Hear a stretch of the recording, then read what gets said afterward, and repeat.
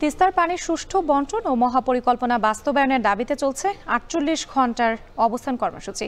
এ নিয়ে আরও জানাতে তিস্তাপাড়ের কাউনিয়া ব্রিজ এলাকা থেকে সিফাত শাহরিয়ার, রংপুরের গঙ্গাচড়ার মহিপুর ব্রিজ এলাকা থেকে আমিরুল বাপ্পি ও গাইবান্ধার সুন্দরগঞ্জ থেকে যুক্ত হচ্ছেন মাজেদুর রহমান। প্রথমে চলে যেতে চাই সিফাতের কাছে। সিফাত,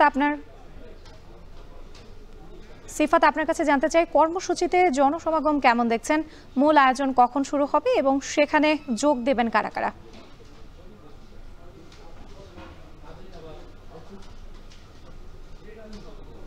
এখানে একেবারে স্কুল শিক্ষার্থী, কৃষক, শ্রমিক, জনতা, রাজনীতিক এবং সেই সাথে সংস্কৃতি মনা মানুষজন এখানে এসে উপস্থিত হয়েছে এবং সময়যত করাচ্ছে, যেহেতু ২টার সময় আনুষ্ঠানিকভাবে এখানে এই মঞ্চ থেকেই আয়োজন শুরু হচ্ছে জাতীয় সঙ্গীতের মধ্য দিয়ে। তারপরেই এখানে আমরা যেটি দেখছি, এর মধ্যে এখানে যে আঞ্চলিক সঙ্গীতগুলো সেগুলো পরিবেশন করা হচ্ছে এবং রংপুর বিভাগের যে ৫টি জেলা রয়েছে সেই ৫টি জেলা থেকেই সাধারণ মানুষ এখানে এসে উপস্থিত হচ্ছেন এবং তিস্তার যে ন্যায্য হিস্যার দাবিতে তারা এখানে তাদের যে স্লোগান এবং সেই সাথে তাদের যে দাবি দেওয়া বহুদিনের ছিল সেগুলো তারা এখানে তুলে ধরছেন এবং আমরা যেটি দেখছি এখানে হাজার হাজার মানুষ, এখন স্কুল শিক্ষার্থীরা, ছোট ছোট স্কুল মাদ্রাসা পড়ুয়া শিক্ষার্থীরা ভেতরে প্রবেশ করছে, অর্থাৎ তিস্তা পাড় যেটি রয়েছে সেখানে এসে প্রবেশ করছেন এবং বিভিন্ন স্কুল সংগঠন, বিএনপি সহ অন্যান্য সমমনা যে রাজনৈতিক দলগুলো রয়েছে, ফ্যাসিবাদ বিরোধী যে রাজনৈতিক দলগুলো রয়েছে সেগুলো এসে এখানে উপস্থিত হয়েছেন এবং এই যে তিস্তা নদী রক্ষা আন্দোলন সেটি ১৭-১৮ তারিখ আজকে প্রথম দিন যে লাগাতার যে আন্দোলন, তারা বলছেন এটির মাধ্যমে তারা তিস্তা মহাপরিকল্পনা এবং তিস্তার পানির ন্যায্য হিস্যার তারা আদায় করে নেবেন এবং এখানকার যে আয়োজক তাদের সাথে আমরা কথা বলেছি, তারা যেটি বলছেন যে এর মধ্য দিয়ে বৃহত্তর রংপুর অঞ্চলের যে উন্নয়ন সেটি সাধিত হবে এবং এই তিস্তা পাড়ের মানুষের নানা শ্রেণী পেশার মানুষই বৈষম্যের শিকার, বিশেষ করে এই খরা মৌসুমে যে পানি নিয়ে যে বৈষম্যের শিকার হতে হয় বাংলাদেশকে, সেটি কিন্তু এখানকার যারা রয়েছে, যারা এখানে এসেছেন ব্যানার নিয়ে এসেছেন, জাতীয় পতাকা হাতে করে এসেছেন, রঙিন পোশাক পরে আলাদা আলাদা জায়গা থেকে যেহেতু এসেছেন, তারা এখানে এসে যুক্ত হয়েছেন এবং তারা যেটি বলছেন এর মধ্য দিয়ে তিস্তা নদী খনন করা, বাঁধ দেওয়া এবং তিস্তা মহাপরিকল্পনার মাধ্যমে এই অঞ্চলে স্যাটেলাইট শহর এবং অর্থনৈতিক অঞ্চল, পর্যটন শিল্প তারা গড়ে তুলতে সক্ষম হবেন এবং এত বছর যেহেতু প্রায় ১.৫ তারা এই তিস্তা নিয়ে সেভাবে বড় ধরনের কোনো কার্যক্রম তারা করতে পারেনি, যদিও বিগত সরকারের পক্ষ থেকে অনেকগুলো আশ্বাস ছিল কিন্তু সেগুলো সঠিক বাস্তবায়ন কিন্তু দেশবাসী দেখেনি এবং তার পরবর্তী সময়ে এই যে আজকের যে কর্মসূচি, এই কর্মসূচির মধ্য দিয়ে তারা তিস্তা পাড়ের মানুষ এবং রংপুর বিভাগের যে মানুষ, তারা এই বৈষম্যের বিরুদ্ধে তাদের যেই সোচ্চার অবস্থান তাদের সেটি কিন্তু জানান দেওয়ার জন্য সব শ্রেণী পেশার মানুষ এখানে এসে উপস্থিত হয়েছেন এবং কিছুক্ষণের মধ্যে অর্থাৎ ২টায় এখানকার যে আনুষ্ঠানিকতা সেটি শুরু হবে এবং লোকে লোকারণ্য হয়ে যাচ্ছে এই তিস্তা পাড়ে। তো এই ছিল আমার কাছে কাউনিয়া ব্রিজ এলাকা থেকে সবশেষ।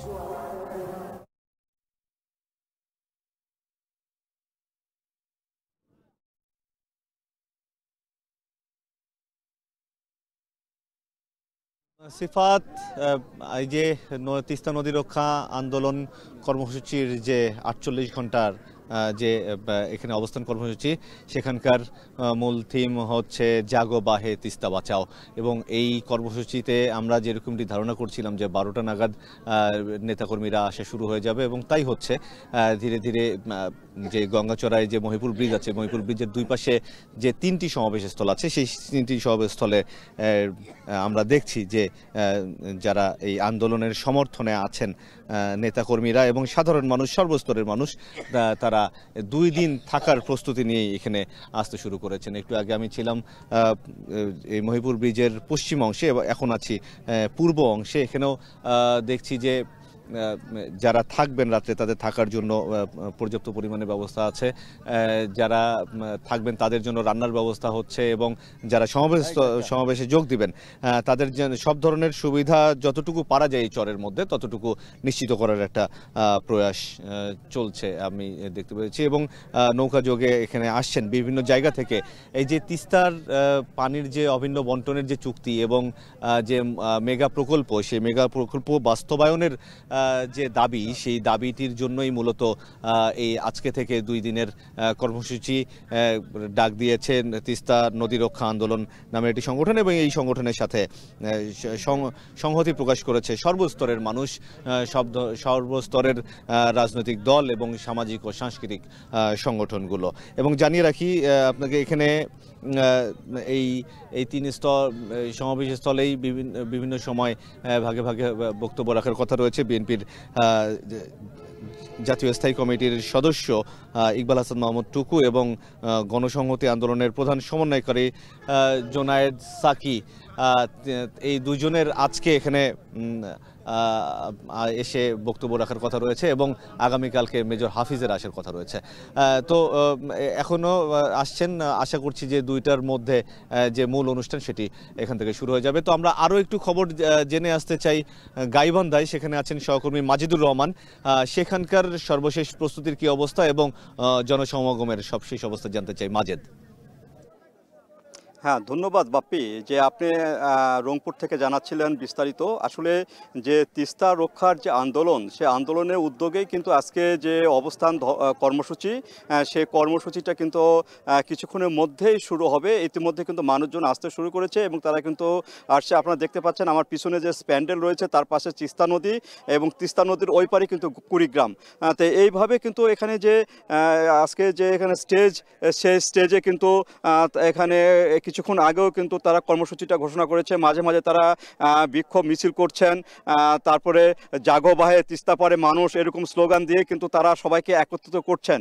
আর ইতিমধ্যে কিন্তু দূর দূরান্ত থেকে মানুষ কিন্তু এখানে আসতে শুরু করেছে এবং তারা আসছেন, এবং তারা যে বলছেন যে এখানে আন্দোলন শেষ পর্যন্ত তিস্তার ন্যায্য পানি বন্টন, মেগা প্রকল্প বাস্তবায়ন, এসব দাবি বাস্তবায়ন না হওয়া পর্যন্ত তাদের কিন্তু আন্দোলন চলবে। আজকেও যে আন্দোলন, সে আন্দোলন 48 ঘন্টা আন্দোলন, সে আন্দোলনটা তারা চালিয়ে যাবেন, এবং দীর্ঘ দিনও যদি আন্দোলন চালাতে হয় সেটিও কিন্তু তারা চালাতে রাজি আছেন। আর এখানে আপনারা জানেন যে দীর্ঘদিন ধরে যে তিস্তা পানি বন্টন নিয়ে কিন্তু ভারতের সাথে দর কষাকষি হচ্ছিল, এবং শেষ পর্যন্ত তাদের কেন্দ্রীয় সরকার, দিল্লির কেন্দ্রীয় সরকার কিছুটা রাজি হলো, নমনীয় হলো, কিন্তু পশ্চিমবঙ্গ সরকার কিন্তু এতে রাজি হন নাই। ফলে এখানে ভেস্তে গেছে, বারবারই ভেস্তে গেছে। বর্তমানে যে তিস্তার পানি, সে পানি প্রায় 1 হাঁটু পরিমাণ পানি। এই পানিতে কিন্তু এই এলাকা মানুষে, বিশেষ করে 5 জেলার মানুষে কিন্তু এটাকে, তিস্তাকে একটি দুঃখ বলা যায়। কারণ যখন খরার সময় তারা পানি পান না, আবার যখন বর্ষার সময় 2 কূল প্লাবিত হয়ে কিন্তু অনেক ফসলের ক্ষতি হয়ে যায়। এখানে যে মানুষের বাড়িঘর আছে, সে বাড়িঘরগুলো ভেঙে যায়। এইভাবে কিন্তু দীর্ঘদিন ধরে একটা ক্ষতির সম্মুখীন হয়ে আসছিল এই তিস্তা পাড়ের মানুষগুলো।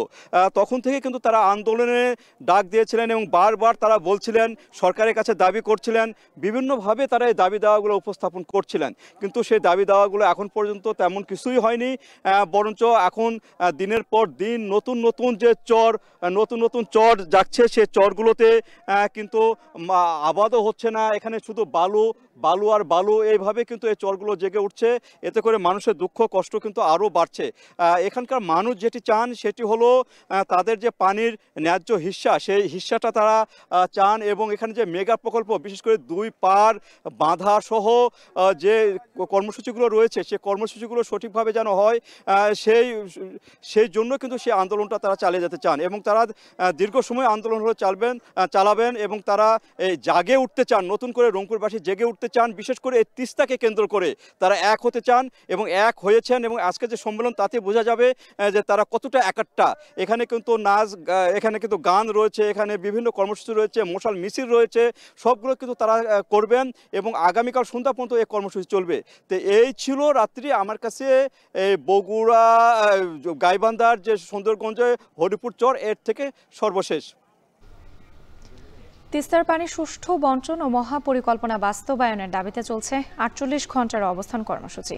এ নিয়ে বিস্তারিত জানাতে যুক্ত ছিলেন সহকর্মীরা। RFL water